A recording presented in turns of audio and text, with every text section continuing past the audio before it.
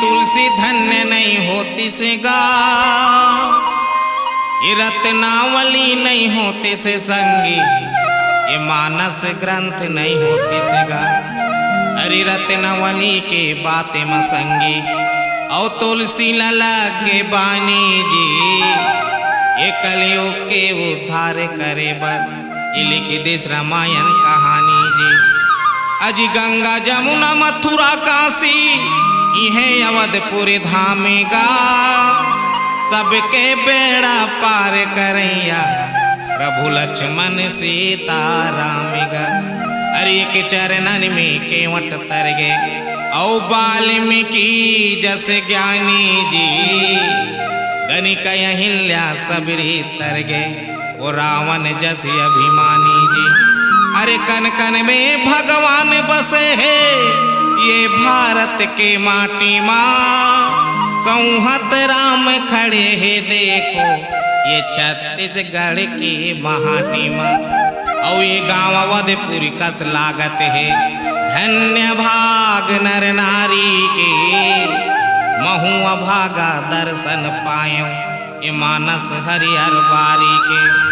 अरे मानो वैसे लागा थे मौला सब देवता मन यहाँ आए हैं, बहे समुंदर ज्ञान के धारा कत को जन डुबकी लगाए हैं। यावर रामचंद्र की जय। छत्तीसगढ़ के पावन धराधाम आवाज के रामचरितमानस के सुनैया, जतेक संत समाज बैठे हैं सकला है राम कथा सुनत। मानस मंच में उपस्थित श्रद्धालु भक्तजन संतजन ज्ञानमान भैया हो, उपस्थित मोर श्रद्धामती माता हो, आदरणीय संचालक महोदय,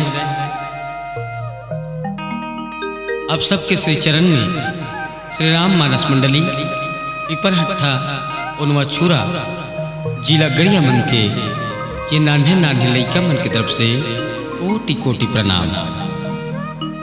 कतेक बड़े भागे कि आज मानुष तल पाक के मंदाकिनी पावन गंगा में सुंदर डुबकी लगाए के अवसर मिले।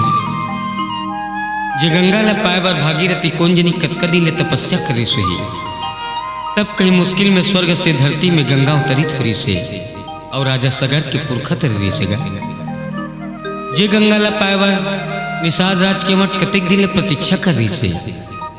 तब कई मुश्किल में श्री राम के चरण रज रूपी गंगा ल पखार के अपन परिवार ल तारे रही से। आज यहाँ के आवजक मन्हा भागीरथी बन के निषाद राज के मठ बन के ये मानस रूपी पावन गंगा के धारा अपन गली गांव खोर में बुहा के अपन परिवार ल तारे के प्रयास करे हैं। जितका प्रयास आवजक करे हैं उतका प्रयास हम सब करन कि राम के कथा सुन के गुणन और गुण के अपन जीवन में उतारन।